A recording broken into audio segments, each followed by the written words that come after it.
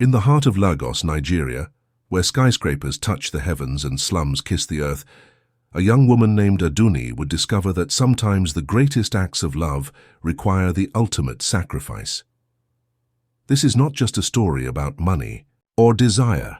It's about a daughter's devotion, a father's pride, and the price we pay when desperation meets opportunity. The morning sun painted the cramped apartment in Mushin district with golden streaks that couldn't hide the cracks in the walls or the desperation in 22-year-old Aduni Okafor's eyes. She knelt beside her father's makeshift bed, a thin mattress on the concrete floor, watching his chest rise and fall with labored breaths that sounded like whispers of goodbye. "Baba, your medicine," she whispered in Yoruba, her voice trembling. As she helped him sit up, Chief Emeka Okafor, once a proud teacher who had educated half the children in their neighborhood, now looked like a shadow of the giant who had raised her single-handedly after her mother's death 15 years ago. "My daughter," he wheezed, his weathered hands shaking as he reached for her face. "You should not waste your youth caring for this old man." Aduni's heart shattered into 1,000 pieces. "Don't say that, Baba. You're going to get better. The doctors said if we can afford the surgery—" "Surgery?" Chief Okafor's laugh turned into a coughing fit that left specks of blood on his lips. "Child, where will we find 5 million naira? I couldn't even pay your university fees." The words hung in the air like a death sentence. 5 million naira, an impossible sum for a family that survived on the vegetables Aduni sold in the local market and the few students who still paid Chief Okafor for private lessons, despite his failing health. Aduni looked around their one-room apartment, the peeling wallpaper her mother had put up with such pride, the small altar where candles burned for prayers that seemed to echo into emptiness, the single photograph of her graduation from secondary school, the education her father had sacrificed everything to provide. "I'll find a way, Baba," she whispered, though she had no idea how. 3 days later, Aduni stood outside the towering glass building of Meridian Bank in Victoria Island, clutching a folder of loan applications that had already been rejected by 7 other banks. Her best friend Kemi, a receptionist at a beauty salon in the affluent part of Lagos, had convinced her to try one more time. "The worst they can say is no," Kemi had said. But Kemi didn't understand that each no felt like watching her father slip further away. The bank manager, a portly man with kind eyes, looked over her application with genuine sympathy. "Miss Okafor, I wish I could help, but without collateral or a steady income—" "Please," Aduni's voice broke. "My father is dying. I'll work double shifts, triple shifts. I'll do anything." "Anything?" The voice came from behind her, smooth and deep like aged whiskey. Aduni turned to see a man who seemed to command the very air around him. Tall, broad-shouldered, with skin like polished ebony and eyes that held the weight of empires, he wore a suit that probably cost more than her father's medical treatment. "Mr. Okonkwo," the bank manager stammered, rising quickly. "I didn't know you were—" "It's quite all right, James." The man's gaze never left Aduni's face. "I couldn't help but overhear this young lady's situation." Aduni felt heat rise to her cheeks. This was humiliation at its finest, having her desperation overheard by someone who clearly lived in a different world entirely. "I'm sorry for disturbing your business," she mumbled, gathering her papers. "Don't apologize." His voice was gentle now.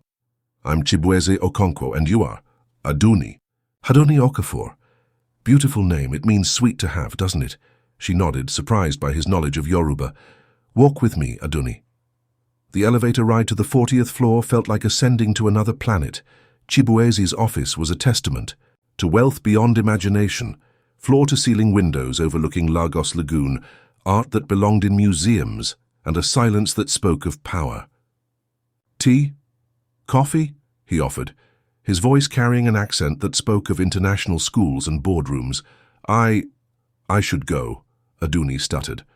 "I'm wasting your time." "Time is the only thing I have too much of." He gestured to a leather chair that probably cost more than her rent. "Tell me about your father." Something in his tone made her sink into the chair. Maybe it was exhaustion, or maybe it was the way he listened, really listened, as she poured out her heart. She told him about her father's dedication to education, how he had sold their family land to pay for her schooling, how he still tutored children for free despite his illness. Kidney failure, she finished, her voice barely a whisper. The doctors say he has maybe 2 months without the surgery. Chibueze was quiet for a long moment, staring out at the city sprawling below them. 5 million naira, he said finally. Yes, I can give you that money. Aduni's heart stopped. What? Right now. 1 phone call, and the money is in your account within the hour. I don't understand. Why would you? Because I know what it's like to watch a parent slip away while you're powerless to help. His voice carried an edge of old pain. My mother died when I was 15. Treatable illness, but we couldn't afford the medicine. I swore then that no one should have to choose between love and money. Tears streamed down Aduni's face. I don't have anything to offer as collateral. I have nothing. You have something far more valuable than money, Aduni. He turned from the window, his eyes intense. Your virtue, your innocence. The words hit her like ice water. I don't. One night, with me, and your father lives. The silence stretched between them like a chasm. Aduni felt the world tilt on its axis. You want me to? I want you to choose. Your father's life or your principles. His voice was gentle, but the words were steel. I won't lie to you or dress it up in pretty words. I'm a wealthy man with wealthy appetites. I can have any woman I want, but what I want is someone pure, someone untouched, someone like you. This is prostitution, she whispered. This is business. 1 night of your life for 50 years of his. Aduni ran from that office like she was fleeing hell itself. She took 3 buses to get home, not trusting herself to be alone with her thoughts in a taxi. When she finally stumbled through the door of their apartment, she found her father collapsed on the floor, blood pooling around his mouth. Baba! She cradled his head as he struggled to breathe. My daughter. I'm sorry. I'm so sorry I failed. The ambulance ride to Lagos University Teaching Hospital was a blur of sirens and prayers. In the emergency room, Dr. Adebayo, who had been treating her father, pulled her aside. Aduni, his condition is deteriorating rapidly. If we don't operate within the next 48 hours, she didn't need him to finish the sentence. That night, sitting beside her father's hospital bed, Aduni watched the monitors tracking his failing body and made the hardest decision of her life. She pulled out the business card Chibueze had pressed into her hand as she'd fled his office. Her fingers shook as she dialed. I knew you'd call. His voice was soft in the darkness. 1 night, she whispered. And you transfer the money first. Of course, tomorrow evening I'll send a car, and after this we never see each other again. If that's what you want. But even as she agreed, Aduni wondered if she would ever be the same again. The next evening, a sleek black Mercedes pulled up to the hospital. Aduni kissed her sleeping father's forehead, whispering a prayer in Yoruba for forgiveness, and stepped into a world she had never imagined. Chibueze's mansion in Ikoyi was like something from a dream. Ancient African art mixed with modern luxury, water features that sang like rivers, and gardens that smelled of jasmine and possibility. He met her at the door wearing simple clothes, jeans and a white shirt, that somehow made him even more intimidating in their casual elegance. You came, he said simply. I gave my word. The money has been transferred. Your father's surgery is scheduled for tomorrow morning. Relief flooded through her so powerfully she nearly collapsed. Thank you. Don't thank me yet. He led her, through rooms that belonged in magazines. Are you hungry? She hadn't eaten all day, but her stomach was too knotted with anxiety to consider food. I just want to get this over with. Aduni. He stopped walking and turned to face her. Look at me. Reluctantly, she met his eyes. I'm not a monster. Whatever you think of me, whatever this makes you feel about yourself, remember that you're saving a life tonight. There's honor in sacrifice, even when the world can't see it. His words were meant to comfort, but they only made her feel more trapped between love and shame. Chibueze's bedroom was a sanctuary of silk and shadows. Aduni stood by the massive windows overlooking the lights of Lagos, trying to find courage in the city that had shaped her. Are you afraid? He asked, his voice coming from somewhere behind her. Terrified, she admitted. Of me? Of what I'm becoming. She heard him move closer, felt the warmth of his presence without him touching her. And what do you think you're becoming? Someone my father wouldn't recognize. Your father raised a daughter willing to sacrifice everything for love. I think he would recognize you perfectly. When she finally turned around, she found him holding a glass of wine and studying her with eyes that seemed to see too much. I see. Want you to know, he said quietly, that you're the most beautiful woman I've ever seen. Not just physically. Your soul, your strength. It's intoxicating. Toxicating. Don't, she whispered.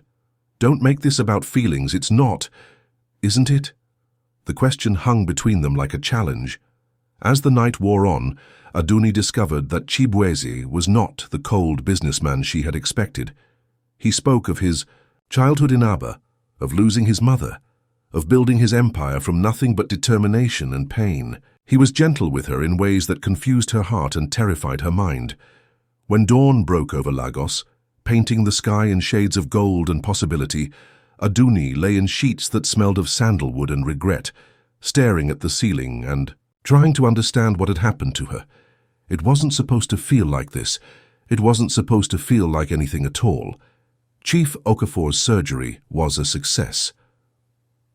Aduni sat beside his recovery bed, holding his hand as he drifted in and out of consciousness, his breathing steady for the first time in months. My daughter, he whispered when he finally woke fully. How? A miracle, Baba. God provided. He squeezed her hand weakly. You look different. Sadder. Aduni forced a smile. I'm just tired, but you're going to be fine now. The doctor said, the surgery cost millions. How did we? Does it matter? You're alive. But Chief Okafor was too smart, too perceptive. Over the following weeks, as his strength returned and Aduni grew more withdrawn, he began to piece together the truth. The expensive private room, the world-class medical team, the way his daughter flinched every time someone asked about their good fortune. What did you do? He asked one evening when they were alone. I saved your life. At what cost? The question she had been dreading. Baba, please, you're getting better. That's all that matters. My child, I would rather die than have you sacrifice your honor for me. Honor doesn't pay for kidney surgery, she snapped, then immediately regretted her tone. But Chief Okafor's eyes filled with tears of understanding, and Aduni knew that her secret was no longer hers alone. 2 months later, Aduni was helping her father prepare for his return home when Dr. Adebayo asked to speak with her privately. Miss Okafor, when did you last have your menstrual cycle? The world stopped spinning. Why would you? You've been nauseated in the mornings, and I noticed you've put on some weight when you fainted yesterday. The pregnancy test confirmed her worst fear. 8 weeks pregnant. She calculated backwards and felt her knees give out. There was only one possibility. I can't, she whispered to the bathroom mirror in the hospital. I can't do this. But even as she thought about her options, she knew she could never terminate this pregnancy.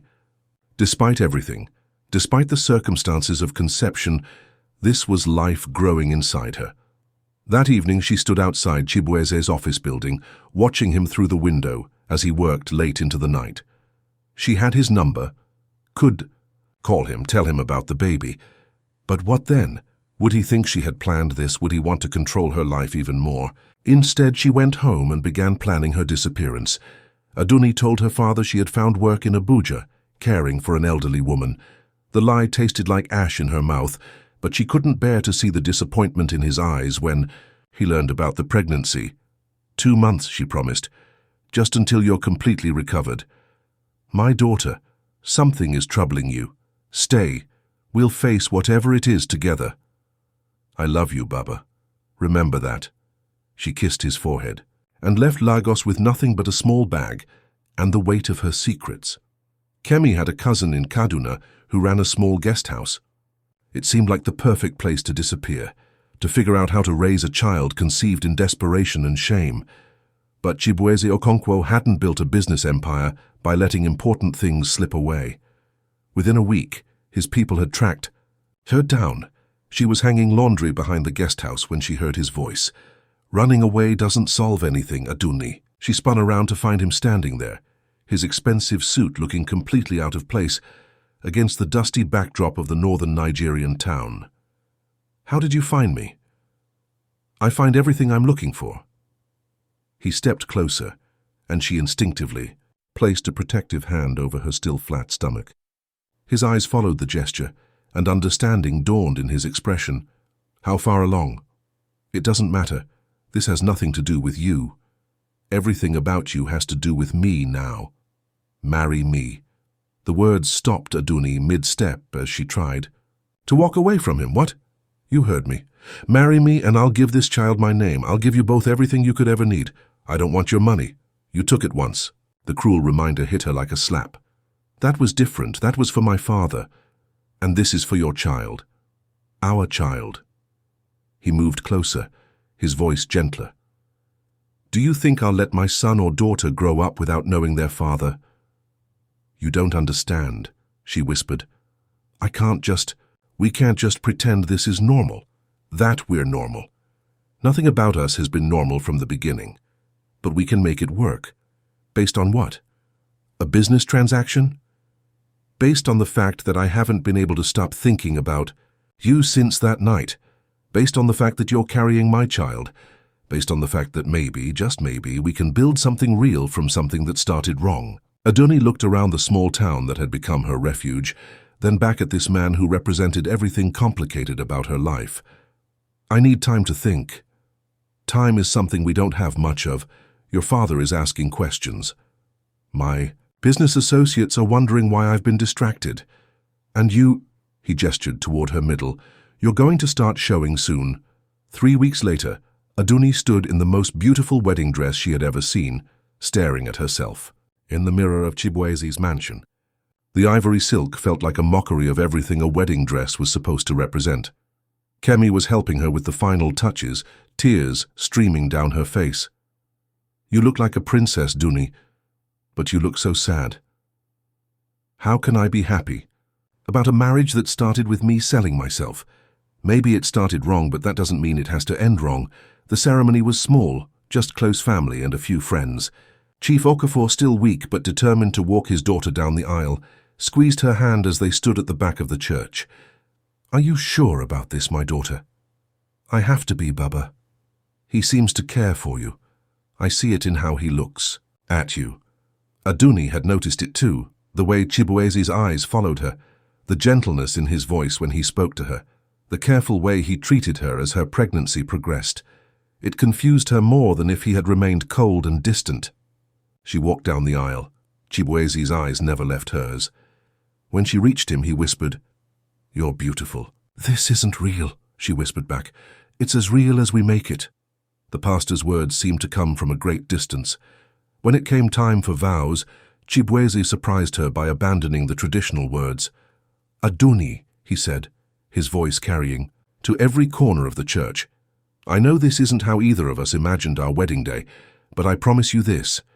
I will spend the rest of my life trying to earn what you gave me that first night. Your trust, your sacrifice, your heart. I will protect you and our child with everything I have. When it was her turn, Aduni's voice shook. I don't know what the future holds for us, but I promise to try to forgive, to try to trust, to try to build something good from something that started in desperation. Marriage to Chibueze was like living in a beautiful prison. His mansion became her world, filled with every luxury except the one thing she craved most, freedom from the guilt that consumed her. But slowly, carefully, something began to shift between them. Chibueze was patient with her moods, understanding, about her need for space. He converted an entire wing of the house into a library and art studio for her, remembering her mention of wanting to be a teacher like her father.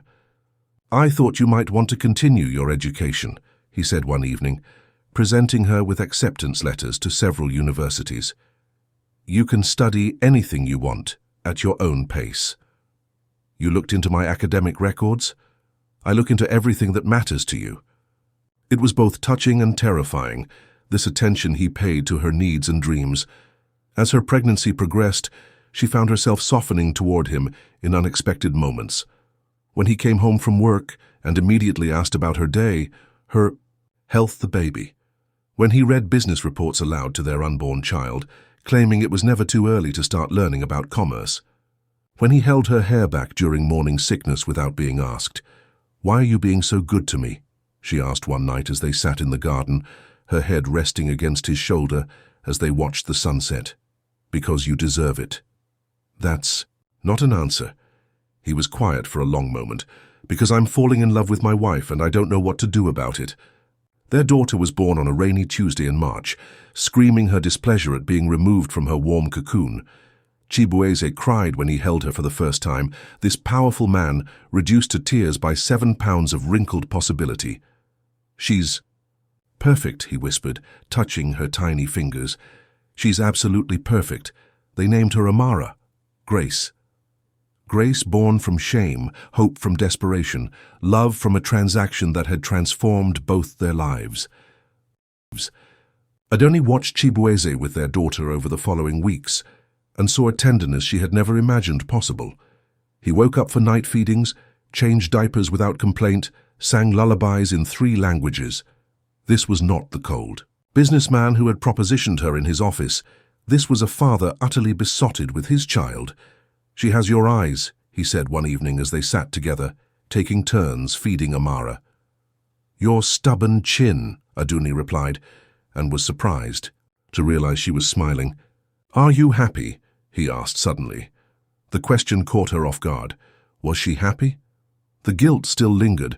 The knowledge of how their relationship had started still cast shadows over everything. But watching her daughter sleep peacefully in her father's arms, seeing the way Chibueze looked at both of them like they were his whole world. "I'm getting there," she admitted, "but the past has a way of demanding payment for buried secrets." When Amara was 6 months old, a tabloid journalist somehow uncovered the story of their unusual beginning. The headlines were brutal. "Billionaires, baby mama, the girl who sold her innocence." Aduni found the newspaper on their doorstep and felt the world crumble around her. Every sordid detail was there. Her father's illness, the money transfer, even quotes from anonymous sources about her desperation.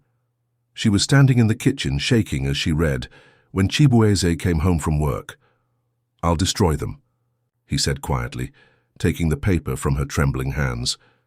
"I'll destroy everyone who had anything to do with this." "You can't destroy the truth. The truth is that you're my wife and the mother of my child. The truth is that you sacrificed everything for love. The rest is just gossip." But the damage was done. Aduni couldn't leave the house without feeling eyes on her, couldn't go to the market without hearing whispers. The shame she had worked so hard to overcome came rushing back like a tide. "Maybe I should take Amara and go back to my father's house," she said one evening as they watched the news coverage of their scandal. "Running away again? Protecting my daughter. Our daughter. She doesn't deserve to grow up with this hanging over her head. She deserves to grow up knowing her parents fought for their love instead of running from it." The controversy raged for weeks. Chibueze's business associates whispered behind his back. Some of his board members suggested he should handle the situation more discreetly. Old family friends looked at Aduni with combinations of pity and judgment that made her want to disappear. The final blow came when Chief Okafor saw the newspaper coverage. He arrived at their mansion unannounced, his face a mask of heartbreak and rage. "Is this what happened?" he demanded, throwing the newspaper on their coffee table. "This is how you got the money for my surgery." Aduni couldn't meet his eyes. "Baba, my daughter sold herself like a common prostitute, and I accepted the money like a fool." "It wasn't like that," Chibueze intervened. "Your daughter is the most honorable woman I know." "Honor." Chief Okafor's laugh was bitter. "Where is the honor in this? I would rather have died than know my child sacrificed her purity for me." "But you didn't die," Aduni whispered. "You're alive and healthy and able to meet your granddaughter. Was my shame too high a price for that?" The old man's anger crumbled into grief. "My child, what have I done to you?" That night, Aduni packed a bag for herself and Amara. She found Chibueze in his study, staring at a glass of whiskey he hadn't touched. "I'm leaving," she said simply. "Where will you go?" "I don't know. Somewhere far from here. somewhere no one knows our story."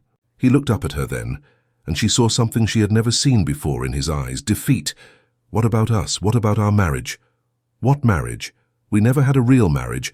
We had a contract, and the terms have become too expensive. I love you." The words stopped her at the door. "What?" "I love you, Aduni. I love your strength, your sacrifice, your stubborn refusal to accept help.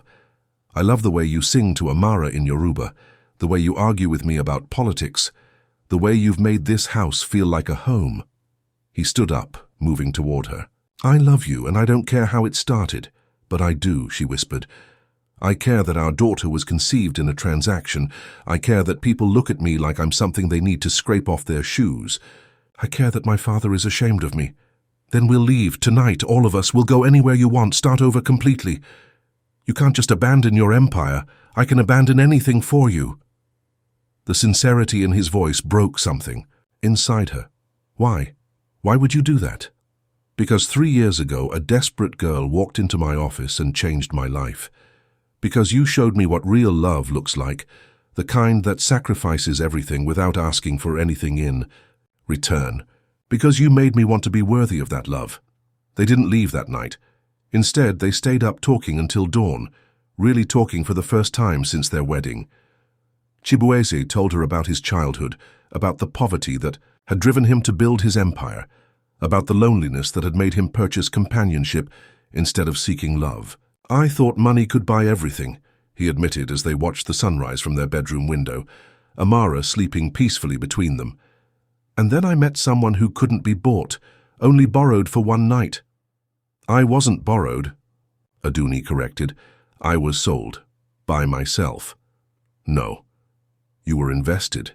Like a seed planted in rocky ground that somehow bloomed into something beautiful. Over the following days, they made a decision that surprised everyone who knew them. Instead of running from their story, they would own it." Chibueze held a press conference where he stood beside his wife and daughter and told the world exactly what had happened. "My wife sacrificed everything for love," he said, his arm around Aduni's shoulders. "She faced an impossible choice and chose to save her father's life. I offered her a crude bargain, and she transformed it into something sacred. If you want to judge someone, judge me for taking advantage of her desperation. But don't you dare judge her for the greatest act of love I've ever witnessed." The response was mixed. Some people called them immoral. Others saw them as a modern love story. But gradually, as they continued to live their lives with dignity and purpose, the scandal faded into just another story in a city full of stories. 5 years later, Aduni stood in front of her own classroom in the school she and Chibueze had built in Mushin, teaching children whose parents couldn't afford better education. Chief Okafor, now healthy and proud, helped her with lesson plans and told stories that kept the children entranced. Chibueze had restructured his business to focus on social impact, using his wealth to build hospitals, schools, and community centers across Nigeria. The man who had once bought what he wanted now spent his time giving away what others needed. "Mama, why are you crying?" 6-year-old Amara asked, tugging on her mother's dress as they walked home from school. Aduni wiped, her eyes surprised by the tears. "Happy tears, baby girl. Mama is just very happy." Because of Papa's surprise? Chibueze had been secretive all week, planning something he refused to discuss. When they arrived home, they found the garden decorated with thousands of fairy lights, and their entire extended family gathered under the trees. "What is this?" Aduni asked. "Our real wedding," Chibueze said, taking her hands. 5 years ago we got married out of necessity. Tonight, I want to marry you because I choose you, because you choose me, because our love is real and earned and worth celebrating." The ceremony was simple and perfect. Chief Okafor walked his daughter down an aisle of rose petals, his eyes shining with pride instead of shame. Kemi stood as matron of honor, crying happy tears into a handkerchief. Amara scattered flower petals and giggled when the wind blew them back at her. "Do you take this woman to be your wife?" the pastor asked. "I take her as my partner, my equal, the love of my life and the mother of my children," Chibueze replied, his eyes never leaving Aduni's face. "Do you take this man to be your husband?" "I take him as my friend, my support, the father of my children, and the man who taught me that love can grow from the strangest seeds." Aduni answered. This time their kiss was not the tentative touch of strangers bound by contract, but the passionate embrace of two people who had chosen each other after knowing the worst and best of what they could be. 10 years after that first desperate night, Aduni Okonkwo sat on the veranda of their family home, watching Chibueze teach their 3 children how to fly kites in the garden. Amara, now 11, was already better at it than her father, directing her younger siblings with the patience of a born teacher. 7-year-old twins Kemi and Amika, named for her best friend and her father, argued good-naturedly about whose kite would fly highest. "Penny for your thoughts," Chibueze said, settling beside her on the swing they'd had installed. "Just thinking about how far we've come. Any regrets?" The question she had asked herself countless times over the years. About the way it started? Sometimes about the way it turned out? Never. They sat in comfortable silence, watching their children play as the sun set over Lagos. The city sprawled before them, full of other people making impossible choices, taking desperate chances, finding love in unlikely places. "I got a letter today," Aduni said eventually. "From a girl in Kano. Her mother needs surgery, and she doesn't know where to turn. What did you tell her?" "That there's always another way, that love doesn't require shame as payment." She looked at her husband, this man who had accidentally taught her that even the worst bargains could bloom into the best blessings. "We've started a foundation for families facing medical emergencies, so no one else has to make the choice I made." Chibueze smiled and kissed her temple. "Have I mentioned lately that I'm madly in love with my wife? Only every day for the past 5 years. Good. I plan to keep saying it for the next 50. As night fell over Lagos, the Okonkwo family went inside for dinner, their laughter echoing through rooms that had once known loneliness and now overflowed with love. In the master bedroom, on Aduni's bedside table, sat a framed photo from their first wedding, a reminder of how far they had traveled from that desperate night to this perfect evening. Sometimes the greatest love stories begin with the worst decisions. Sometimes sacrifice plants seeds that grow into gardens. Sometimes a single night of shame can bloom into a lifetime of joy. And sometimes, if you're very lucky, the person who breaks your heart is the same person who teaches it how to heal. In the end, Aduni had learned that love is not about the price you pay, but about what you choose to build with the pieces of yourself you thought were broken. She had sold herself for one night and found herself loved for a lifetime. And that, she thought as she kissed her children goodnight and settled into bed beside the man who had accidentally become her soulmate, was a bargain she would make again. In any lifetime, in any world, for any chance at the love they had built together.